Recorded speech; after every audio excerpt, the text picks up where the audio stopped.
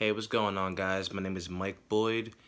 I just got done watching WrestleMania. I am exhausted. Um, a pretty good night, from TakeOver till tonight at WrestleMania. I will say overall, WrestleMania did not disappoint for the most part. Um, NXT TakeOver was fantastic, start to finish. I don't really do NXT TakeOver reviews or anything like that, or really cover NXT just because it's a lot to cover. Um, and also, all the NXT takeovers are good, period. But I'll get to NXT takeover later on. Be sure hit the subscribe button.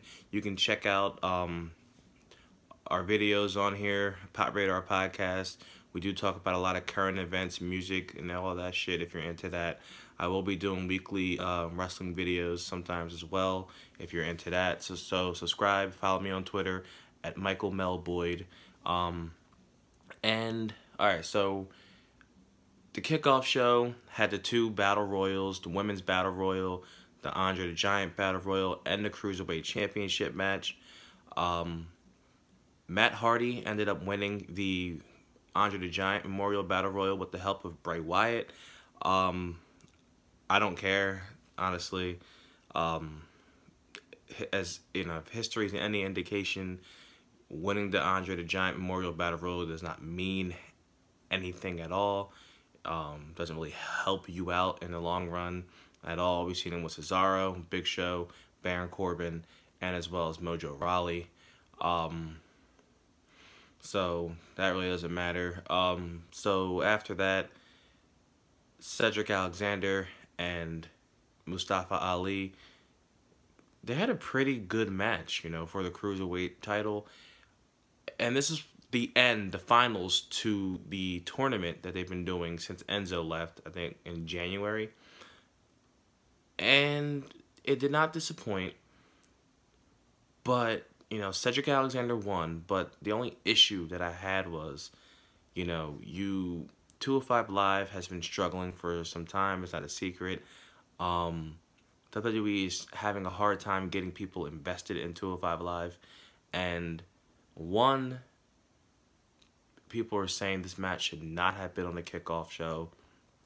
And two, since it was on the kickoff show, why did they decide to, after Cedric Alexander won, and I don't like to nitpick at little small things, but when Cedric Alexander won, Drake Maverick presented him the title, and he's holding it, and then they cut to the pre-show panel, then they cut to the Rock and Paige movie or whatever it was, and it just didn't let the moment sink in, and that's really, I don't know, that's just me.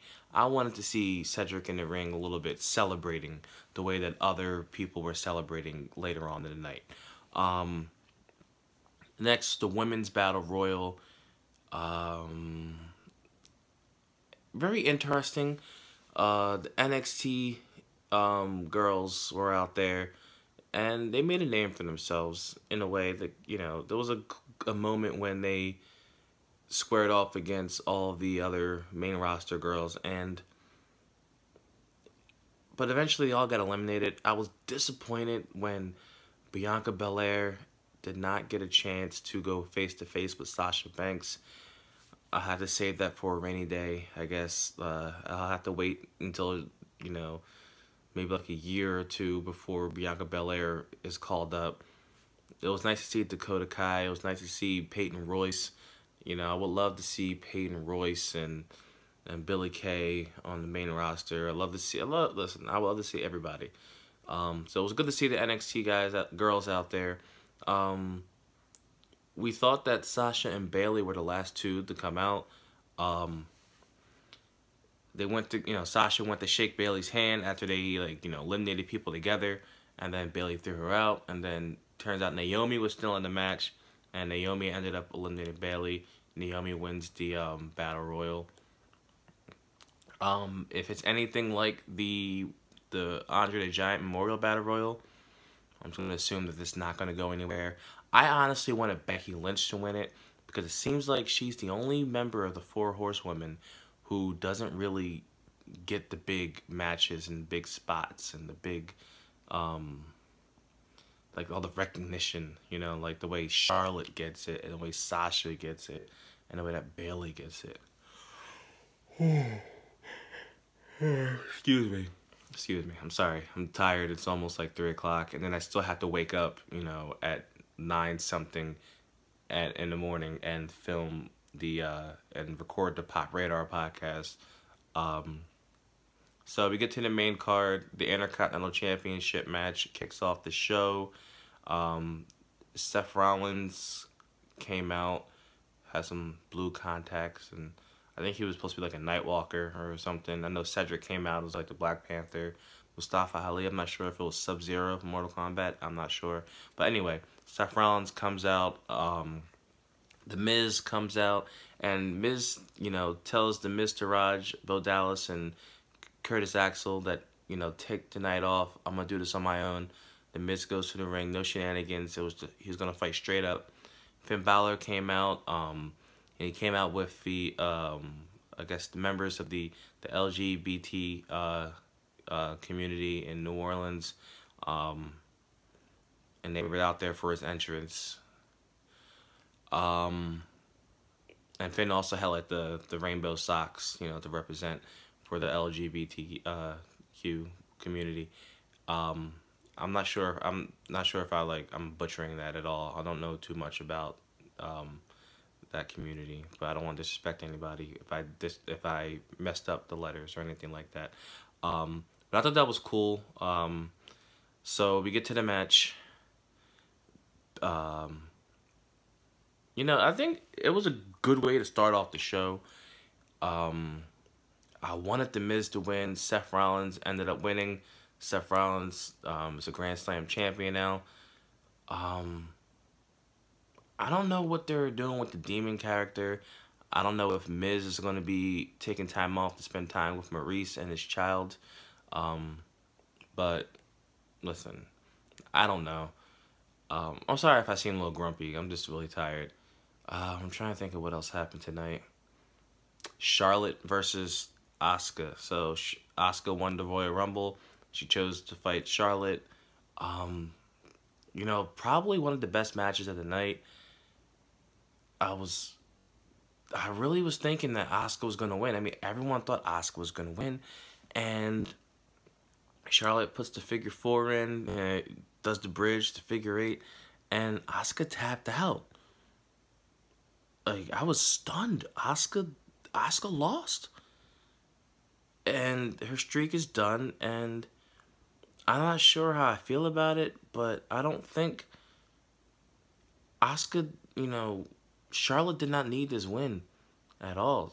Charlotte is a main event star. She's, you know, already established, you know, and I saw Aaron Rift, he was talking about this match, and he said that, you know, the rub should have went to someone else who needed it.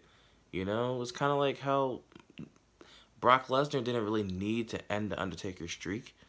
It should have, you know, went to someone else who, you know, who was going to, you know, who needed it to develop their own character. You know, someone else from NXT could have, you know, beat Asuka in a year or so.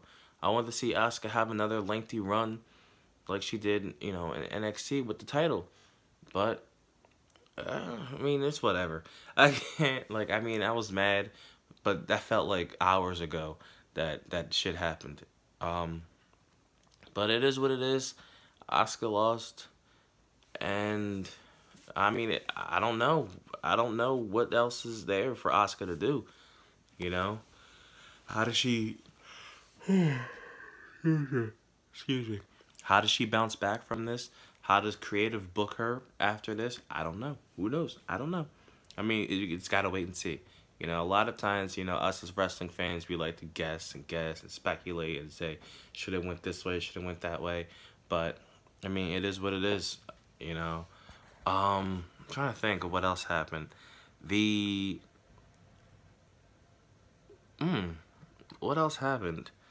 I know the Fatal 4-Way for the United States Championship. You had Rusev. The crowd was hot for Rusev Day. Bobby Roode, Jinder Mahal, Randy Orton, who was the champion. Shocker again. Jinder Mahal wins. You know, I'm not really a big fan of Randy Orton and Bobby Roode, you know, especially as baby faces. They're really boring. I think Roode will be better as a heel. He's more interesting as a heel. Randy's really only good when he's in between. You know, when he's transitioning either from a heel to a face or a face to a heel, or he's just, you know, in that tweener stage. He's really boring. I mean, yeah, he's really boring. But I think, you know, Jinder winning is Jinder won. I mean, I don't know, man. You know, Rusev, if Randy or Bobby would have won, I feel like they would have been mad. They would have booed. But so instead of that, just putting on Mahal. You know, they're gonna boo anyway or whatever. It's fine. The SmackDown Tag Team Championships, the Bludgeon Brothers and New Day challenging the champions, the Usos. The match was, I mean, it was average. It was whatever. The Bludgeon Brothers won. I expected that to happen. The Bludgeon Brothers seemed to be legit.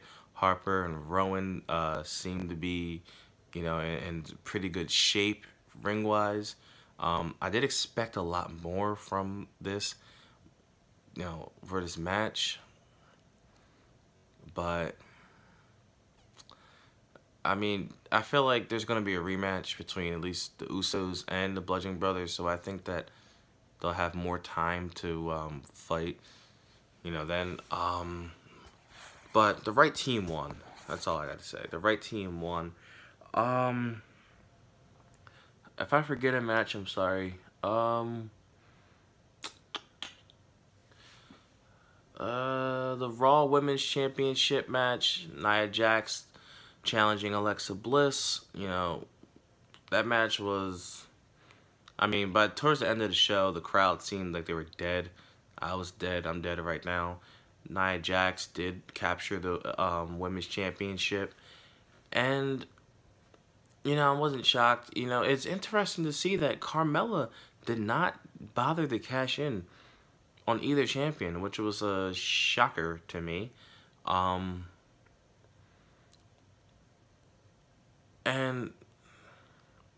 I don't know why they didn't have her at least try. Like, I thought she would have tried, you know, during the SmackDown one and fail, and then successfully cash in on either Nia or Alexa to, you know, to swerve everybody. You know, oh, she's going to cash in on the Raw Women's Champion, but she's on SmackDown. Like, adds, you know, some unpredictability, you know. But I still do think that she'll cash in on Monday Night Raw tomorrow. I think she's going to cash in on Monday Night Raw. I can hope. Shane McMahon, Daniel Bryan took on, you know, Kevin Owens and Sami Zayn.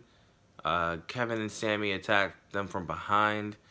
You know, Shane, you know, took a beating the entire match.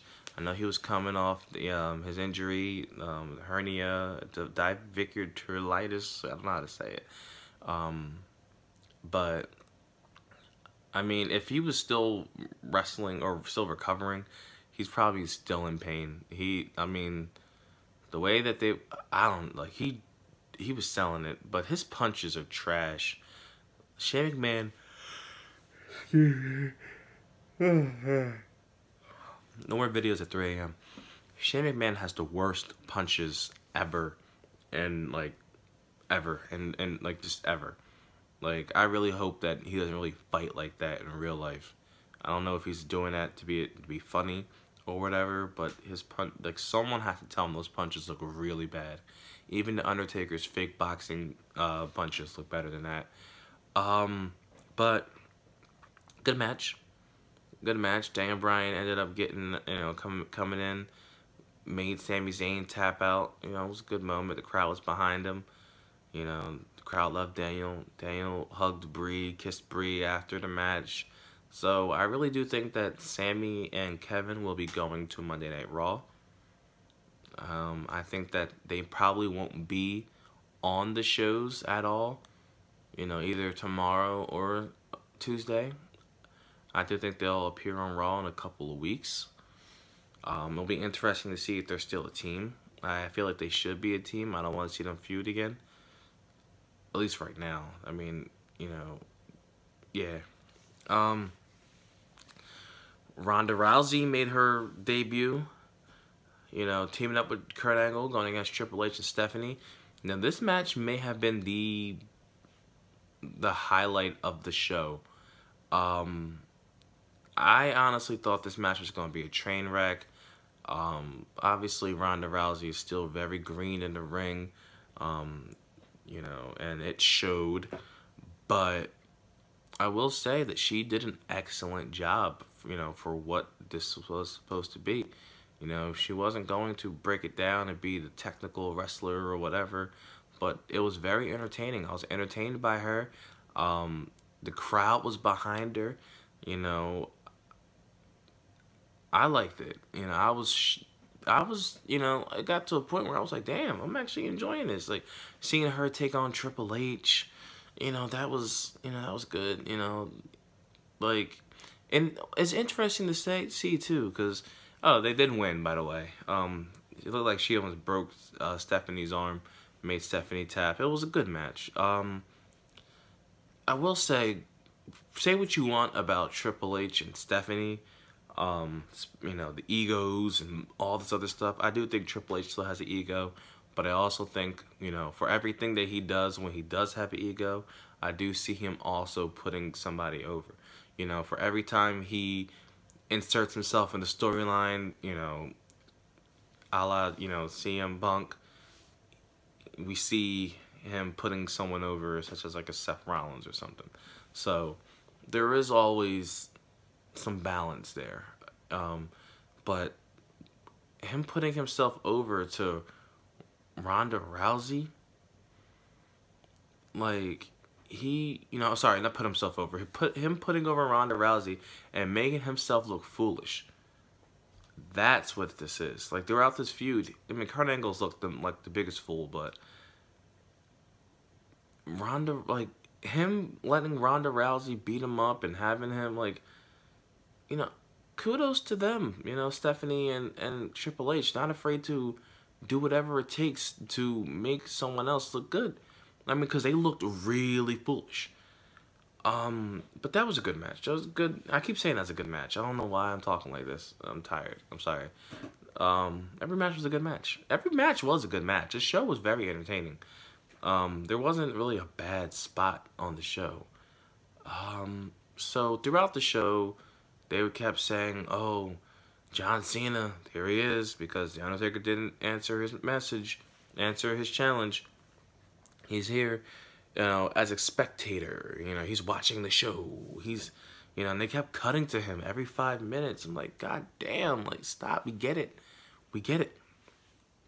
Cena's in the crowd. Cena's watching the show. So after the women's title match for SmackDown, the referee ran down to the ring, told John Cena something. Cena hopped the barricade, and Cena ran down, you know, back up the apron, back up the ramp. And later in the show, he came out, and he was like, you know, he came out ready to fight the Undertaker. And I guess the referee came out, said something. He gripped the referee up, got mad or whatever, and then the ref, then Cena's about to go, you know, leave, and then the lights go out. And then here comes Elias. Elias singing a song or whatever, and he's talking shit about Cena and New Orleans and all that. Cena gets in the ring, beats up Elias, and then Cena gets ready to leave again, gets a little further up the ring, his music plays and everything, you know, I guess he's not coming. I guess Undertaker's not coming. And then next thing you know, lights go out, and then here he is, the Undertaker, the dead man, not the American Badass. And fast forward 20 minutes of entrance of music, and the Undertaker, you know, he squashed John Cena. You know, we're gonna have to call John Cena Job Cena, because looked like a jobber out there. It was pretty much a squash match, and Cena, sold this very, very well. Um, Cena sold this very well because when the Undertaker came out, Cena looked shook. The entire time in the corner, Cena was frozen. Cena was not ready for the Undertaker at all. And I do think that maybe this may set up a match later in, later in the year or next year's WrestleMania. But Cena looked shook. And I have another Cena prediction coming later in this video. But a lot of people were mad that The Undertaker, didn't wrestle John Cena in a 20-minute classic. I don't want to see The Undertaker wrestle, period, at all. And that's for his own well-being. When he had that series of matches with Brock Lesnar at SummerSlam and at Hell in a Cell and all that, I'm watching Undertaker get thrown around by Brock because Brock throws motherfuckers around. Brock don't seem like he cares when he's throwing you around. Undertaker is making noises and shit that I've never, heard and a man, yell. I've watched Undertaker wrestle since I was a kid. And I've never heard Undertaker make noises when he was, getting slammed to the mat or, getting put through announce tables or whatever. Undertaker was dead, literally, when he was fighting Brock Lesnar. So, I don't, sorry, but he's 50-something years old. I don't think, he looked good in the ring for what he was doing, but that's just about it. I don't know what he can take. So we found out, tag team championship match here. The Bar defending against Braun Strowman and the mystery partner. So Braun Strowman, he's not calling out Samoa Joe, Big Cass, the Big Show, no one in the back. So he decides to go, he says, it's going to be you, or you, or you, or you. So he eventually goes in the crowd and finds a little kid and brings him to the ring. And that's his tag partner. Some kid named Nicholas. Now, Braun Strowman did end up winning. Braun Strowman and Nicholas did end up winning the tag titles. Braun did all the work. But the problem is, you lost to a little kid. Sheamus and Cesaro lost to a little kid. It was a problem when Braun Strowman won the Battle Royal by himself. Then it's like, all right, it's Braun Strowman, we get it. They have nothing for Braun Strowman.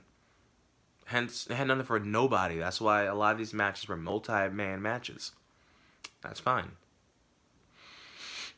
Braun Strowman could have had a partner, a real partner. But they didn't do that. The Revival could have been in that match. They didn't do that. The Club could have been in that match. They didn't do that. Titus World, all these other tag teams. But they didn't do that. They could have gave Braun a partner. They didn't do that. The Raw tag team division has looked very weak for a very long time. And then, sorry, if some fucking 10-year-old, gets to win the tag titles, I think that's kind of fucked up. I think that's kind of stupid. I really do think that that's a really poor decision. The crowd was behind it. Sometimes you just gotta enjoy what you're watching in the moment, but when you really think about it, that was a stupid decision.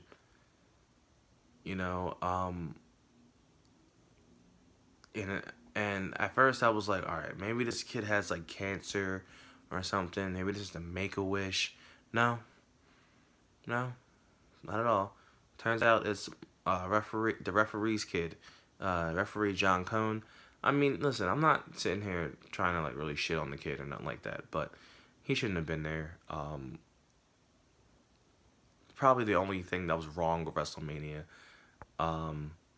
Actually no, because we get to the main event. And Roman Reigns versus Brock Lesnar. The match sucked. The crowd wasn't into it. The crowd wasn't making any noise for anything. Brock Lesnar